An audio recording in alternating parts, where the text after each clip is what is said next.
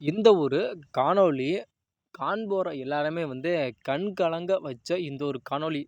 நேத்து கூட நான் போட்ட வீடியோல வந்து நான் சொல்லியிருந்தேன். அதாவது காவல்துறை வந்து அதிகமா வந்து அத்துமீறுறாங்க. அதாவது மஞ்சு விரட்டா இருக்கட்டும், இல்ல வட மஞ்சு விரட்டா இருக்கட்டும், இல்ல ஜல்லிக்கட்டா இருக்கட்டும், எல்லாத்துலயுமே வந்து இந்த காவல்துறை வந்து ரொம்ப ரொம்ப அத்துமீறுறாங்க. இத வச்சு நடத்துற விழா கமிட்டி வந்து வன்மையா வந்து கண்டிக்கணும் அப்படிங்கிற மாரி சொல்லியிருந்தேன்ல.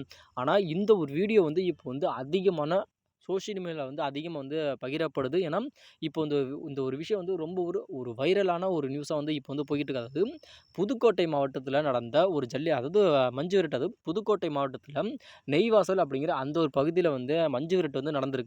அந்த மஞ்சு விரட்டுல தான் ஐயா வந்து கடை வந்து போட்டுருக்காரு. அதெல்லாம் அங்க போடக்கூடாது அப்படின்னு சொல்லியிருந்தா கூட பரவால்ல. அதெல்லாம் எடுத்து அத்துமீறி ஒரு விஷயத்த வந்து பண்ணியிருக்காதனால, வன்மையா வந்து இந்த ஒரு விஷயத்த வந்து கண்டிக்கணும்னு நான் கண்டிப்பா நான் வந்து கேட்டுக்கிறேன். கொலை பண்றவன், திருடுறவன் அவனையெல்லாம் வந்து இந்த போலீஸ் வந்து எதுவுமே பண்ணாது. காச வாங்கிக்கிட்டு, வாய மூடிக்கிட்டு சும்மா இருந்துருவாங்க. ஆனாலும் அப்பாவி ஜனங்க வந்து வயித்து பிழப்புக்காக பிழைக்கிறோம் அப்புட்ன்னா, இத அத்துமீறாங்க. இது எந்த விதத்தில நியாயம் அப்படின்னு சத்தியமா